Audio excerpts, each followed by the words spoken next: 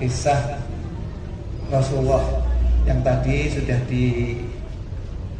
dijawab oleh adik siapa tadi, kakak ya, adik kakak, yaitu kisah Nabi Muhammad.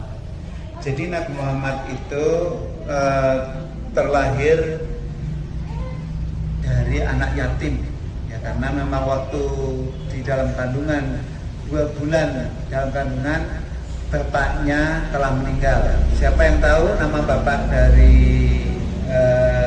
Nabi Muhammad? Yaitu namanya Abdullah. Ada nyanyiannya ya, Nabi Muhammad utusan Allah, ramanipun Sayyid Abdullah, ibunipun Dewi Aminah, lahir wonten negeri Mekah. Jadi nama dari bapaknya adalah Abdullah dan ibunya namanya Dewi Aminah. Nabi Muhammad belum sempat melihat bapaknya karena waktu di kandungan baru 2 bulan sudah ditinggal waktu berdagang, gitu ya. Nah akhirnya Nabi Muhammad lahir ke dunia sampai umur 6 tahun dan dia disusui oleh ibu susuan. Biasanya kalau waktu itu adalah bagaimana anaknya itu disusui oleh orang desa agar air susunya itu bisa sehat dan bersih dan sehat. Nah dalam asuhan ibundanya dengan kasih sayang harus meninggalkan Nabi Muhammad di usia 6 tahun, sehingga Nabi Muhammad adalah yatim piatu, ya kan, tidak punya bapak dan tidak punya ibu. Akhirnya Nabi Muhammad diasuh oleh kakeknya. Siapa yang tahu namanya kakeknya? Jadi kalau kakeknya namanya Abdullah ya kan? Abdul Muthalib ya, Abdul Muthalib. Ya, kakeknya namanya Abdul Muthalib. Itu pun hanya diasuh cuma 2 tahun. Dia ditinggal lagi oleh kakeknya. Akhirnya dia diasuh oleh pamannya namanya Abu Thalib. Ya kan, padahal pamannya itu bukan termasuk saudagar kaya, hanya sedang, tapi punya anak banyak. Tetapi walaupun Abu Thalib itu punya anak banyak, dia tetap tidak membeda-bedakan, sehingga Nabi Muhammad muda itu tumbuh sebagai laki-laki yang perkasa, yang kuat dan tampan, dan dia sangat jujur dan bisa dipercaya. Ada kisah kejujurannya adalah saat itu di Makkah terjadi banjir, sehingga Hajar Aswad yang nempel di Ka'bah itu lepas, ya kan? Akhirnya dibangun, dan selesai pembangunan Hajar Aswad itu diperebutkan untuk siapa yang akan nempel. Di situ ada kabilah-kabilah, ada tokoh-tokoh yang ingin menempel semua. Akhirnya terjadi percekcokan, dan akhirnya Nabi Muhammad atau perundingan sesama tokoh itu untuk siapa yang bisa yang datang lebih pagi itu yang berhak menempel Hajar Aswad di Ka'bah itu. Nah setelah itu dari sekian kabilah, dari sekian tokoh-tokoh di Makkah itu datangnya kesiangan. Yang datang lebih pagi adalah Nabi Muhammad muda, dia datang lebih pagi. Tetapi karena memang jiwa kesetiakawanan Nabi Muhammad, dia tidak mau pasang sendiri, dilepaslah sorbannya.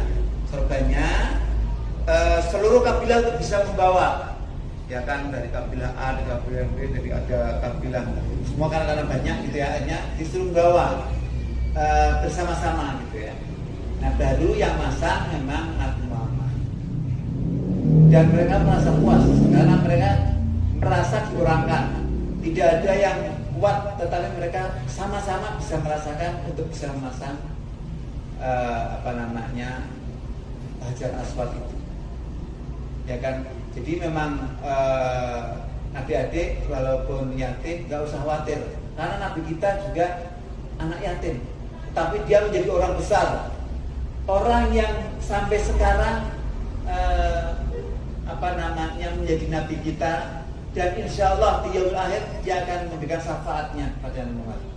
Maka sering-seringnya bersolawat, ya kan, mengikuti ajarannya, sholat 5 waktu, jangan lupa juga membaca Al-Quran, berbakti kepada kedua orang tua agar kita selalu mendapat berbakti kepada orang tua.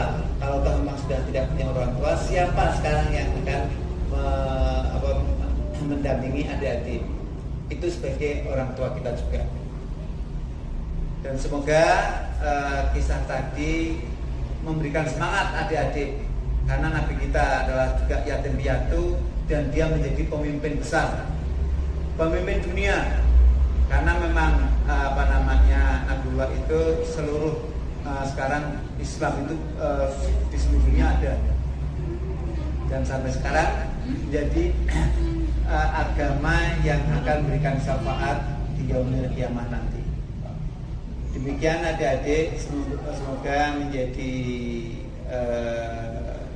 semangat, ya kan, adik-adik agar tetap tidak bersedih hati, dan insya Allah adik-adik banyak temannya, dan Anaja adalah salah satu teman adik-adik, karena insya Allah Anaja akan memberikan santunan rutin kepada adik-adik yang menjadi yatim maupun duafa. Insya Allah doakan agar kami tetap bisa berdiri tegak, sehingga semakin banyak yang akan kita berikan.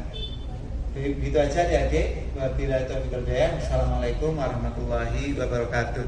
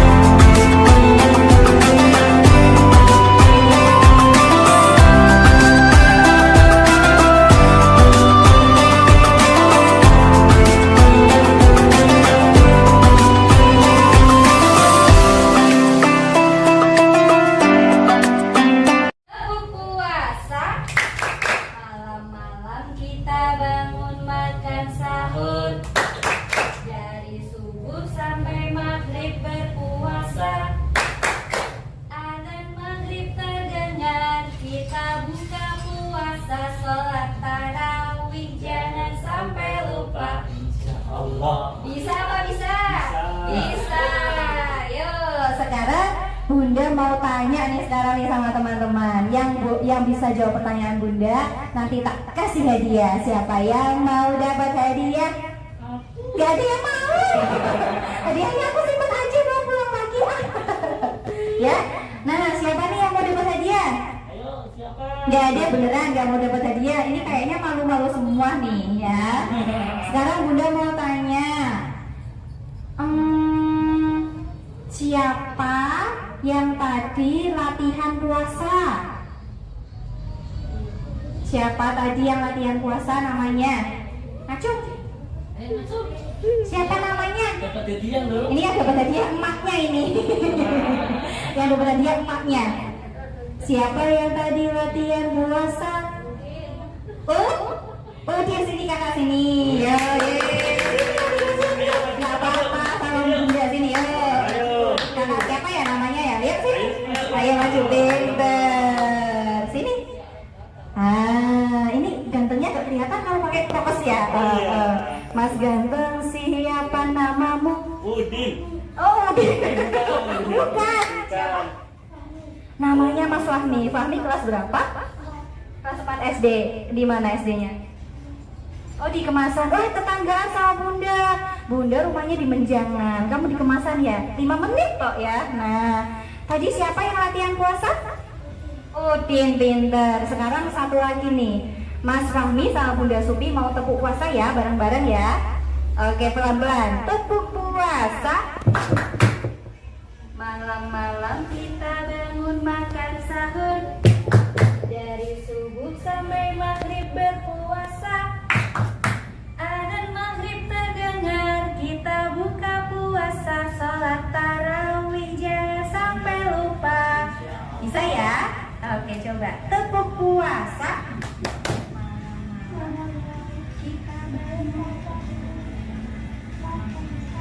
Pinter.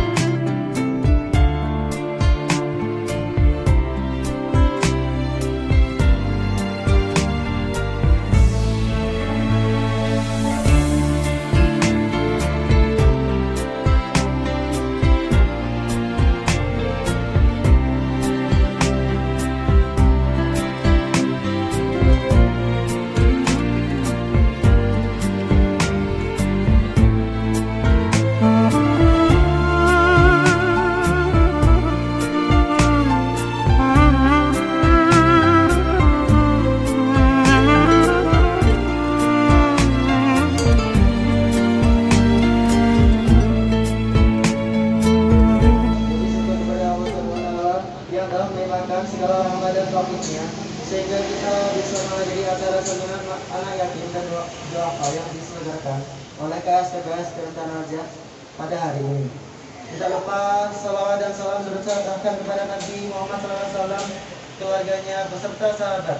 Semoga kita semua mendapatkan syafaatnya dan mendapat petunjuk hingga hari kiamat nanti. Saya selaku pembawa acara akan membacakan susunan acaranya. Yang pertama, pembukaan. Yang kedua, tilawah Al-Quran. Dan yang ketiga, sambutan panitia. Terus yang keempat, sambutan KKP. Yang kelima, inti. Yang keenam, simbolis. Yang ketujuh, kegiatan sesi foto bersama. Dan yang terakhir adalah penutup. Bismillahirrahmanirrahim. Abasa wa tawalla an ja'ahul a'ma wa ma yudrika la'allahu yazakka aw yazakkaru fatanfa'ahu dzikra amma man istaghna فأنت له تصدى وما عليك ألا يزكى وأما من جاءك يسعى وهو يخشى فأنت عنه تلهى كلا إنها تذكرة فمن شاء ذكره في صحف مكرمة marfu'atin mutahharah bi aidi safarah kiramin bararah qutiral insanu ma akfarah.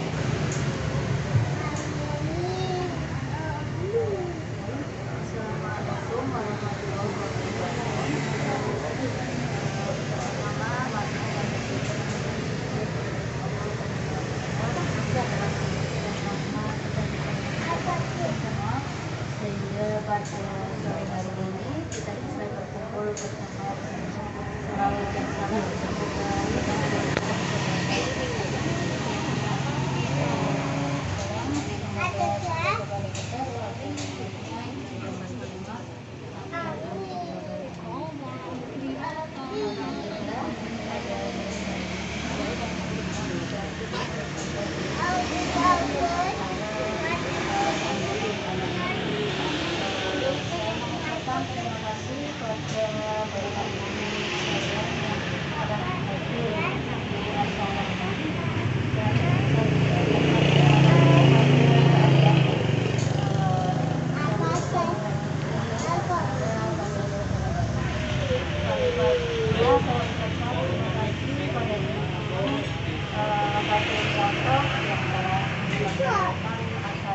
semoga mudah-mudahan nanti bisa berjalan dengan baik dan sukses.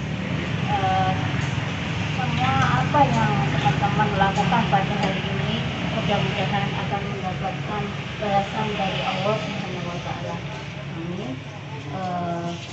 Mungkin itu saja yang bisa saya sampaikan. Akhir kalam, wassalamualaikum warahmatullahi wabarakatuh. Wa ala alihi wa sahbihi ajma'in, amma ba'du. Marilah kita panjatkan syukur kehadirat Allah Subhanahu wa Ta'ala yang telah melimpahkan rahmat serta karunia-Nya yang diberikan kepada kita, terutama umat iman dan umat Islam, sehingga kita bisa menghadiri acara santunan anak yatim dan buka puasa bersama di Al-Ajah Abdul Razak serta Ayana suatu apapun. Sholawat dan salam terlupa kita serahkan kepada junjungan kita Nabi Muhammad SAW serta keluarganya, sehingga kita mendapat syafaatnya di yaumil kiamat nanti. Amin ya rabbal alamin. Bapak dan Ibu dan anak-anak yang kami cintai, kami mengucapkan selamat datang dan terima kasih tak terhingga karena telah berkenan untuk hadir dalam acara santunan anak yatim. Semoga kebaikan Bapak dan Ibu dan anak sekalian mendapat balasan pahala dari Allah Subhanahu wa Ta'ala. Tak lupa juga kami mohon maaf yang sebesar-besarnya jika dalam penyambutan ke tempat serta hidangan yang tersedia nanti untuk buka puasa bersama tidak atau kurang berkenan saya semoga dapat dimaklumi. Kiranya itu yang bisa saya sampaikan. Mohon maaf jika ada perkataan yang menyinggung Bapak dan adat sekalian. Akhir kalam saya, wassalamualaikum warahmatullahi wabarakatuh. Assalamualaikum warahmatullahi wabarakatuh. Alhamdulillah wa syukurillah wa la hawla wa la quwwata illa billah. Asyhadu an la ilaha illallah wa wa asyhadu anna Muhammadan abduhu wa rasuluhu la nabiyya ba'dah. Allahumma shalli wa sallim ala nabiyina Muhammad wa ala alihi wa Bapak, Ibu, pendamping serta adik-adik semua, bahwa kegiatan santunan anak yatim dan duafa itu sudah kita kerjakan dari beberapa tahun yang lalu, yang insya Allah ini akan tetap berlangsung dan bisa memberikan yang lebih banyak lagi. Cuman karena ini masa pandemi, ini kita tidak bisa mengumpulkan secara banyak orang, maka untuk di setiap kantor itu sifatnya adalah hanya perwakilan, sedangkan sisanya nanti akan dibagikan secara langsung ke rumah masing-masing atau nanti dipanggil ke kantor untuk menerima sedikit santunan yang akan diberikan kepada mereka-mereka yang sudah terdata untuk mendapatkan santunan dari KSPPS BMT An-Najah. Kami mohon doanya dari Bapak Ibu pendamping dan adik-adik semua, semoga BMT An-Najah ke depan bisa berkembang lebih baik dan memberikan manfaat yang lebih besar kepada kita semua.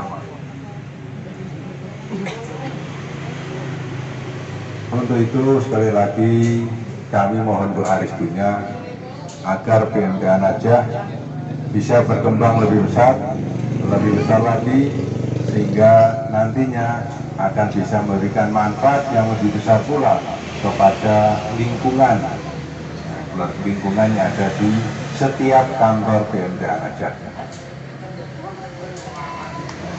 Dulu kami sampaikan bahwa sedikit saja yang ingin saya sampaikan bahwa kewajiban kita sebagai sesama seorang muslim itu ada beberapa.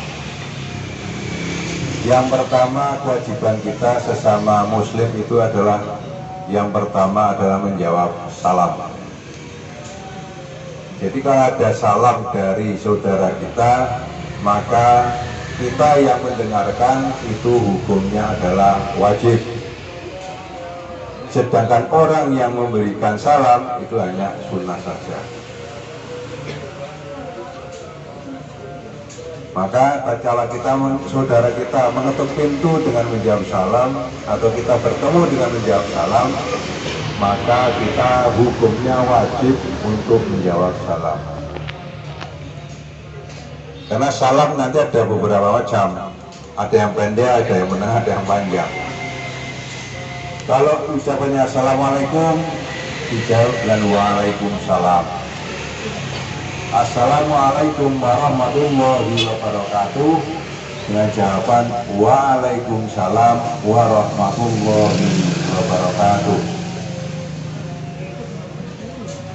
Kalau ada orang yang mengucapkan assalamualaikum warahmatullahi wabarakatuh wa maghfirah, kayaknya masih jarang untuk dikenal, jarang untuk didengar. Kita pun menjawabnya juga sama, waalaikumsalam warahmatullahi wabarakatuh wa maghfirah.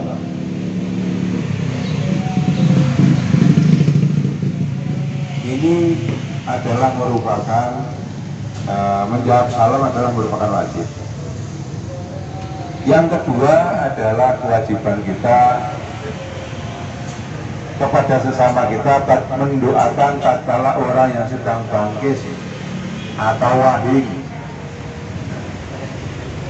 Jadi kalau ada saudara kita yang wahing, itu kita doakan, karena sebenarnya wahing itu adalah mengeluarkan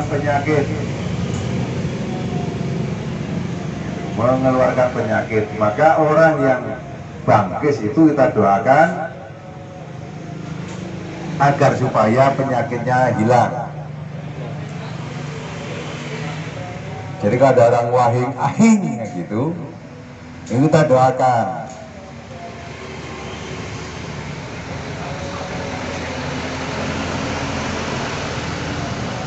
Dan yang selanjutnya kewajibannya adalah tatkala saudara kita itu meninggal dunia, maka tatkala saudara kita itu sakit gitu ya, kita berkewajiban untuk menjenguknya. Jadi kalau ada saudara kita yang sakit, kita menjenguknya dengan mendoakan agar supaya orang yang sakit tersebut segera diangkat penyakitnya dan bisa sembuh dan beraktivitas seperti biasa. Jadi kalau ada orang sakit jangan ditakut-takuti. Oh kemarin ada yang sakit seperti itu meninggal dunia, nah, langsung sekarat kemungkinan. Maka gitu. Nah maka dari itu kita doakan agar supaya orang yang sakit tersebut itu segera diangkat penyakitnya oleh Allah Subhanahu wa Ta'ala dan bisa diberikan kesembuhan. Nah untuk itu, jadi kalau ada saudara kita yang sakit, kita tengok, kita hibur, jadi merasa tidak sendirian. Nah, kecuali saat ini yang sedang mewabah, gitu ya, yaitu sakit kena COVID. Nah ini yang tidak bisa ditengok saat ini. Tapi kita yang tahu, yang mendengar kalau si A atau saudara kita itu sakit karena COVID, cukuplah kita doakan saja dari jauh. Kita doakan dari jauh dan kita berikan bantuan. Karena orang yang kena COVID itu tidak bisa dijenguk, karena tidak bisa bertemu dengan yang lain. Nah di samping doa, lah kita ulurkan tangan kita berikan bantuan kepada mereka dari keluarganya agar mereka terbantu.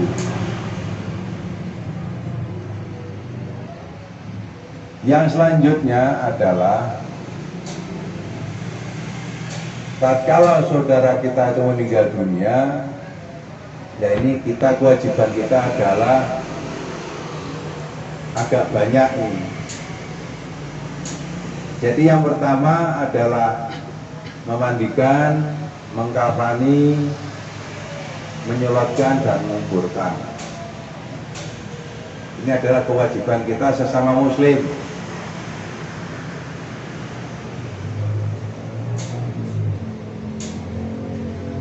Kalau kewajiban-kewajiban ini sudah kita tunaikan, yang berarti adalah tugas kita sebagai seorang muslim terhadap muslim yang lain, itu kita sudah selesai.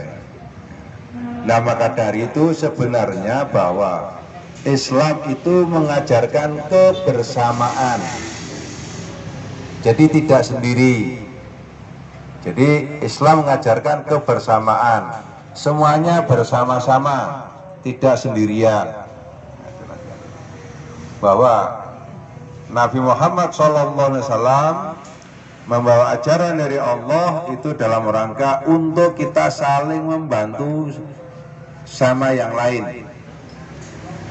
Jadi kita adalah harus saling membantu antara satu dengan yang lain, terutama adalah keluarga dan tetangga dekat. Jadi yang kita ulurkan bantuan dari kita itu adalah yang terdekat dari rumah kita, yaitu tetangga kanan kiri kita. Itu yang perlu perhatian. Barulah saudara dekat. Karena kalau kita terjadi ditimpa suatu musibah, maka tetangga dekatlah yang akan paling berperan untuk segera membantu kita.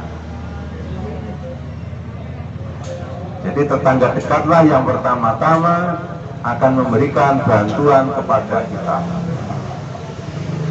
Yang selanjutnya barulah tetangga, barulah saudara-saudara kita. Jadi kita hidup ini tidak bisa sendirian. Makanya kita punya hak dan kewajiban terhadap saudara-saudara kita. Nah, BMT An-Najah dengan melalui Baitul Malnya ada beberapa program yang diberikan untuk lingkungan sekitar. Karena ini kita di sebelahnya di cabang Pasar Wiroto, Maka untuk lingkungan daerah yang dekat dengan Pasar Wiroto, nah ini kita berbagi bersama, yaitu untuk sedikit meringankan beban, memberikan bantuan dari BMT Anajah kepada lingkungan yang ada di sekitar BMT Anajah. Mudah-mudahan ke depan kita bisa lebih baik lagi dan bisa lebih banyak lagi, sehingga kita bisa mendapatkan manfaat yang lebih besar. Saya kira itu saja yang dapat saya sampaikan untuk sore hari ini.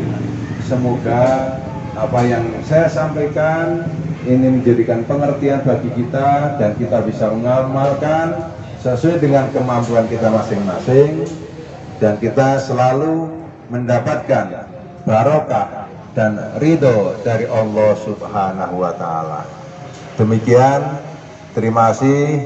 Assalamualaikum warahmatullahi wabarakatuh.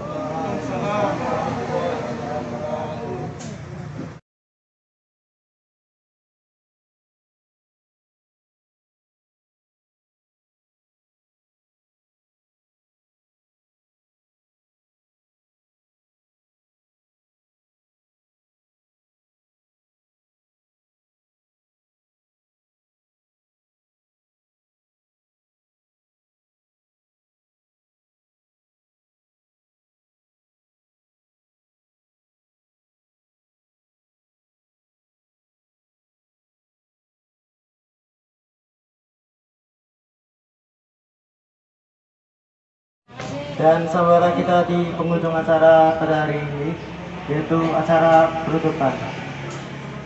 Marilah kita baca hamdalah bersama-sama karena kegiatan hari ini berlangsung dengan lancar. Alhamdulillahirabbil alamin. Mohon maaf apabila seperti kata saya ada yang salah.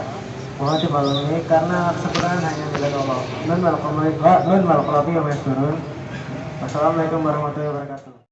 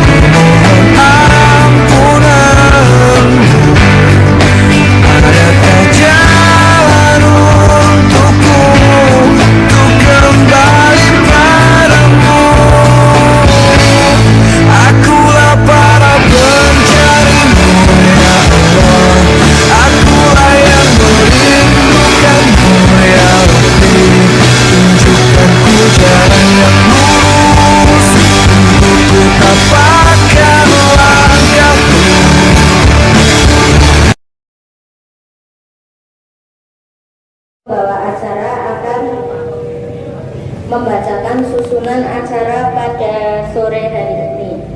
Acara yang pertama yaitu pembukaan, acara yang kedua pembacaan ayat bahwa melaksanakan acara pada sore hari ini. Acara yang kedua yaitu pembacaan ayat suci Al-Quran yang akan dibacakan oleh saudari Titik Riyadho. Kepada saudari Titik Riyadho dipersilakan.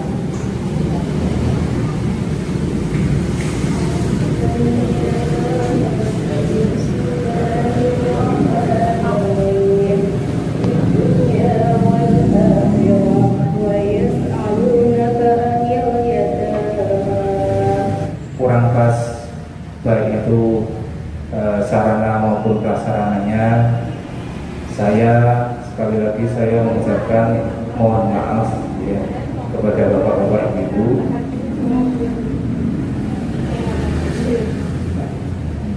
Dan saya atas nama panitia berterima kasih ya sudah membantu melaksanakan semua kegiatan baik yang mendukung di acara ini. Itu saja sambutan dari kami selaku panitia. Assalamualaikum warahmatullahi wabarakatuh.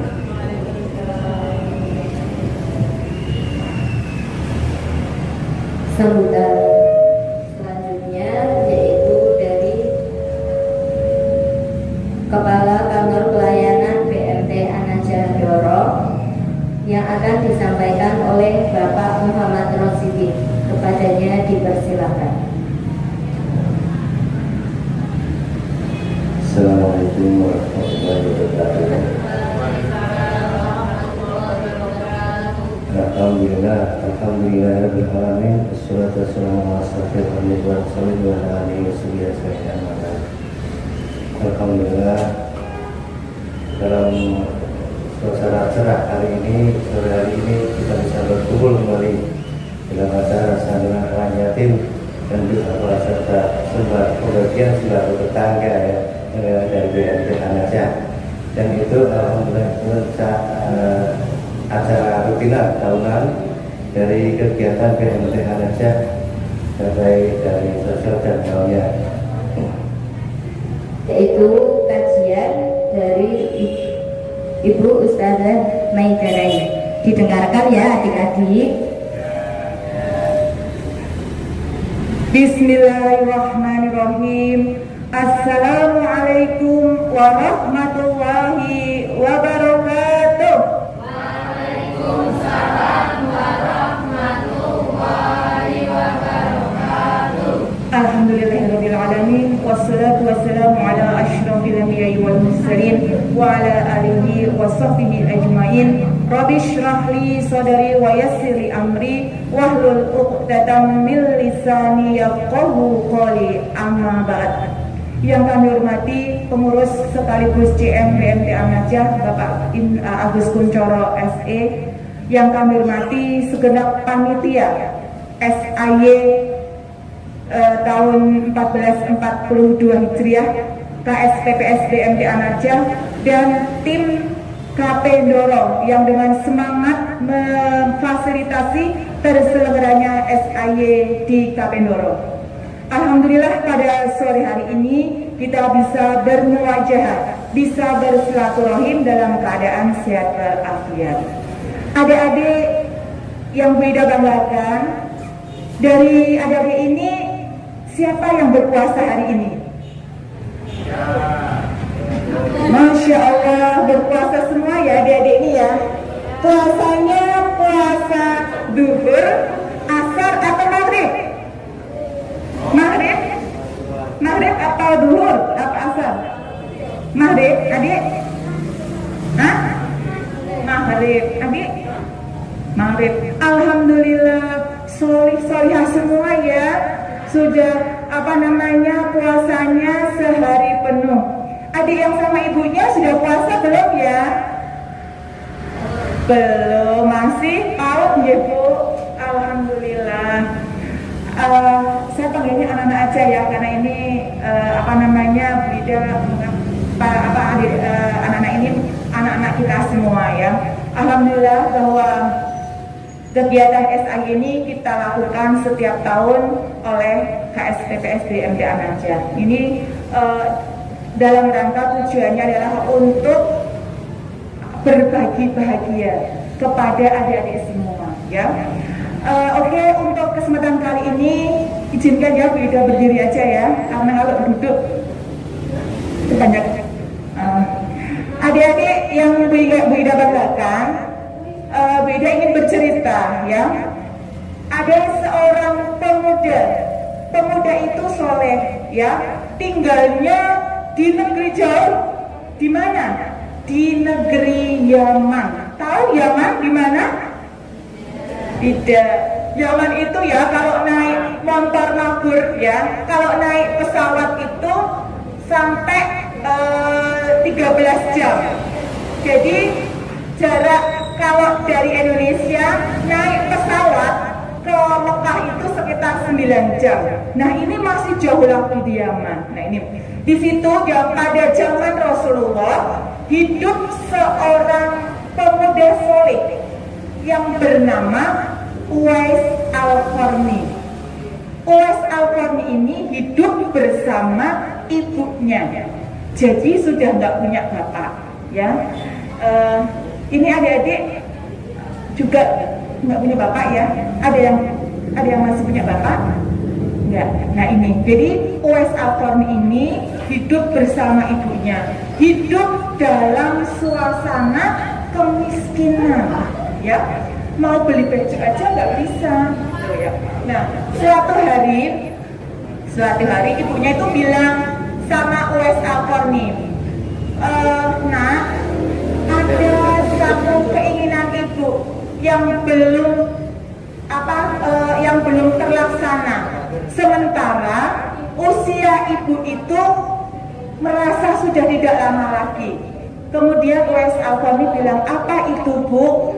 Ibu ingin naik haji.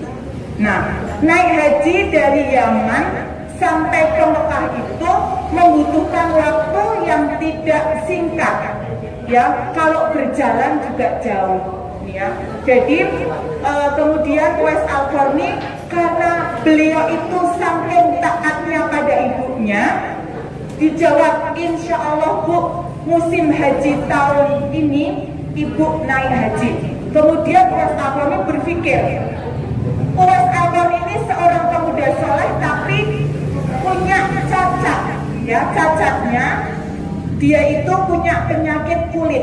Penyakit itu belang-belang. Jadi seluruh tubuhnya belang-belang semua.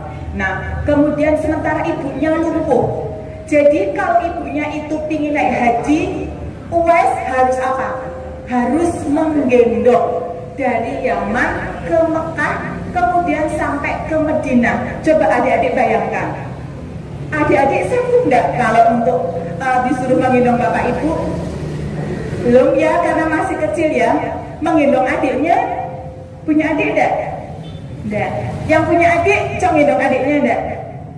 Yang punya adik tadi, ya, cong gendong adiknya berat ya. Nah ini suruh gendong ibunya lumpuh, nggak bisa apa-apa. Jadi saat nanti melaksanakan ibadah haji pun harus digendong terus dari rumah sampai Mekah. Kemudian saat nanti tawaf, sa'i dan sebagainya harus digendong. Kemudian Uwais Al-Qarni memutar otak. Dia kemudian membeli seekor anak lembu. Ya, seekor anak lembu itu yang dibuatkan kandang di puncak bukit. Kemudian setiap hari Uwais Al-Qarni itu naik turun menggendong lembu. Orang-orang pada bilang, Uwais gila gitu. Karena apa? Karena menggendong anak lembu dari bawah diangkat ke bukit terus setiap hari. Nah, beriring sejalan dengan berpacunya waktu, tibalah 8 bulan kemudian saat musim haji tiba. Dan lembu itu sudah semakin besar dan Uwais Al-Qarni pun kuat menggendongnya dari bawah sampai ke bukit, ke atas bukit. Nah ini terjawabnya apa? Bahwa Uwais Al-Qarni yang tadi dikatakan gila-gila itu dalam rangka apa? Untuk menggendong ibunya, ya itu dia Uwais itu dengan menggendong lembu untuk latihan apakah saya kuat atau tidak. Nah ini setelah musim haji tiba, akhirnya Uwais Al-Qarni mewujudkan keinginan ibunya untuk bisa menunaikan ibadah haji dengan cara apa? Dengan cara digendong dari negeri Yaman ke negeri Mekah. Ini sebuah bentuk apa? Bentuk ketaatan seorang anak kepada ibunya. Di depan Ka'bah, sampai Ka'bah digendong, kemudian sampai di depan Ka'bah, ibunya berdoa, ya. Dan Uwais Al-Qarni juga ya Allah, semoga dosa-dosa ibuku diampuni, diluluhkan, diampuni semua oleh Allah. Kata ibunya, Uwais, kamu kok nggak berdoa untukmu? Lah kalau ibu itu dosanya sudah diampuni oleh Allah, kemudian ibu masuk surga dan ibu ridho pada saya pun akan masuk surga. Kata Uwais Al-Qarni seperti itu. Nah ini ya. Jadi ini sebuah contoh kisah seorang sahabat di zaman Rasulullah. Dan Rasulullah pun mengacungi jempol bahwa Uwais Al-Qarni itu adalah penduduk langit, bukan penduduk bumi. Karena apa? Karena saking berbaktinya sama orang tua, terutama sama ibu. Karena ibu itu yang mengandung kita semua selama 9 bulan. Maka adik-adik, kalau ibu itu bilang baik ya, kemudian menyuruh, jangan kita pernah membantah ya, karena tadi ibu itu orang tua kita yang harus kita hormati. Dan sampai nanti ibu kita tidak ada, bapak kita tidak ada, itu kita harus senantiasa mendoakannya. Itu kalau kita ingin menjadi anak yang soleh atau solih. Nah, ya. Jadi kisah Uwais Al-Qarni ini ya menjadi cermin buat kita semua. Itu sebagai bentuk ketaatan seorang anak kepada orang tua, terutama ibunya. Dan sahabat Umar bin Khattab sama Ali bin Abi Thalib itu juga disalahkan Rasulullah untuk apa? Bertemu Uwais itu untuk agar didoakan, karena tadi doa Uwais itu sangat dikabulkan karena itu ketaatan kepada orang tua. Nah, ini adik-adik ya, semoga kisah ini ya, kisah Uwais Al-Qarni ini bisa kita ambil pelajaran, bisa kita ambil contoh buat kehidupan adik-adik semua di rumah ya. Apa yang Bu Ida katakan tadi bisa dimengerti? Bisa, oke. Kalau bisa, Bu Ida ingin memberikan 3 pertanyaan. Nanti yang bisa jawab ada hadiah ya. Nanti ngacung ya. Seorang anak soleh yang Bu Ida ceritakan tadi namanya siapa? Cung yang bisa. Mas siapa namanya? Rizky. Mas Rizky dikasih dompet 1 mbak. Tepuk tangan buat Mas Rizky. Jadi Mas Rizky tadi mendengarkan saat Bu Ida cerita.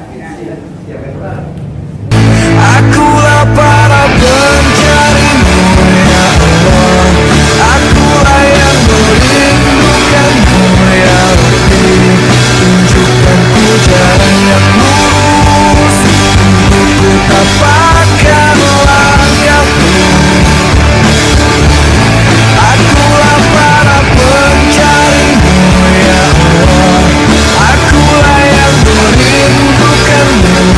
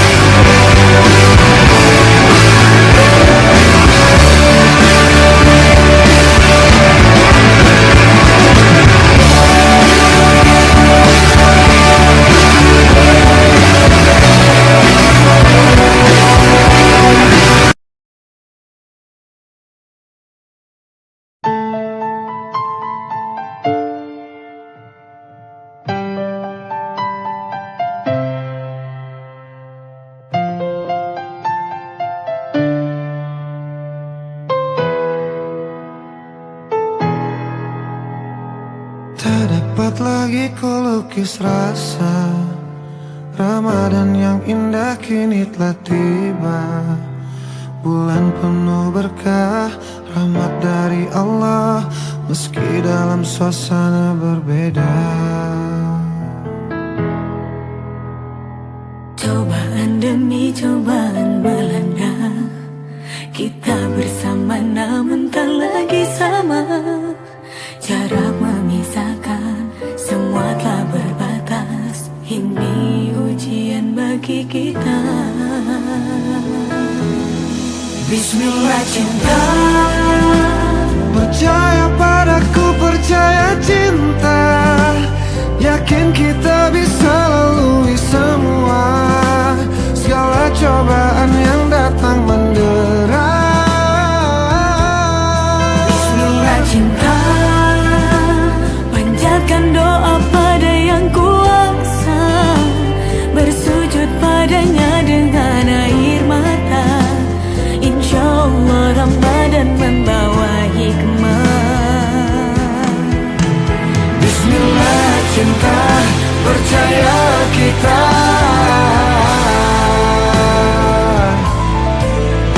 Bismillah cinta, percaya cinta.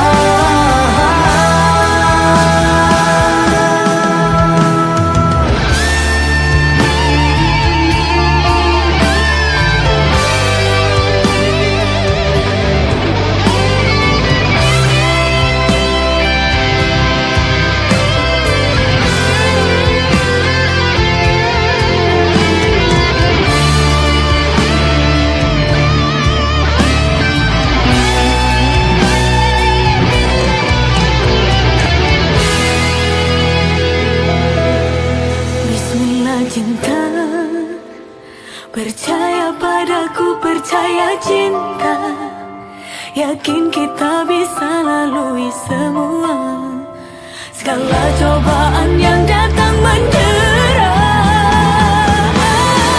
Bismillah cinta, panjatkan doa pada yang kuasa, bersujud padanya dengan air mata. Insya Allah Ramadan membawa hikmah. Bismillah cinta, percaya padaku, percaya cinta, yakin kita